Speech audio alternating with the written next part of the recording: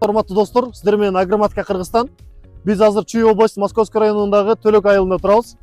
54 гектар жерге Агроматика командасы сапаттуу тамчылатып сугаруу системасын орноткон.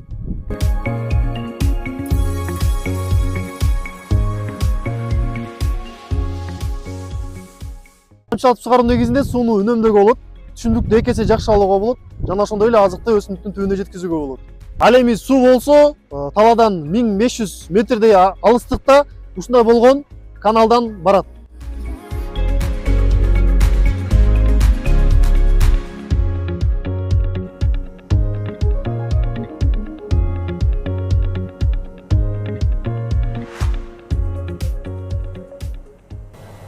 Насостук система 90 киловаттык, саатына 200 куб сууну өзүнө торуп алат.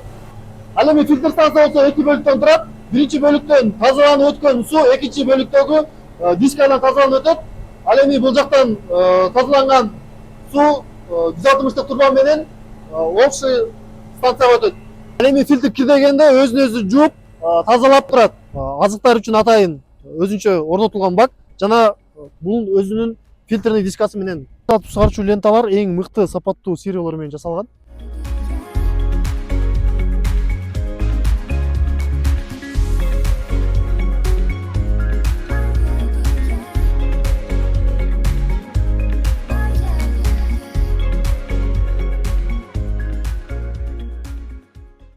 Бул жердин ээси Керимбек биздин фермерибиз.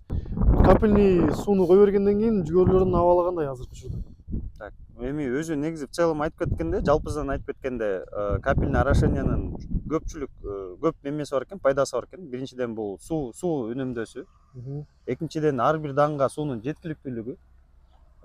Мисалы алып кетсек, кара сугарт менен аябай көп убакыт жана көп адамдын мээнети талап кылынса, бул жактан мисалы Агроматика компаниясынан капельный лента коюлгандан кийин аябай бир жеңилдиктер болот экен да сугарт жагында. Негизи өсүмдүк суу кое берилген чейин бир аз стресс болгон.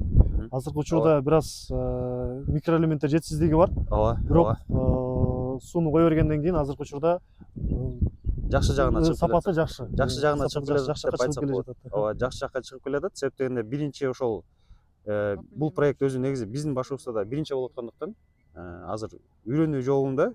Бирок ошол биздин колдоочулардын жардамы менен, баягы орноткондун кишилердин жардамы менен биз ойлойм, биздин баягы жүгөрүбүз, өзүбүздүн эгинибиз жакшы жагына өзүнүн эмесин көргөзүп атат депчи. Суу тийгенден баштап стресстен да кетип, Кудай буйруса мынакей ар кандай кошумча дарыларды берип атабыз. Кудай буйруса күздө жакшы жыйын алабыз деп ишенебиз.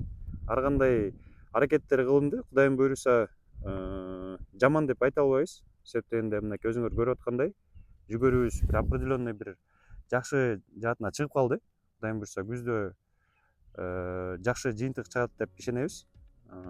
Толук кандуу эгерде айта турган болсок, Агроматика компаниясынын адистерине жакшы бир положительный баа койгонго биз немебиз да, ыраазычылыгыбызды в целом билдиребиз.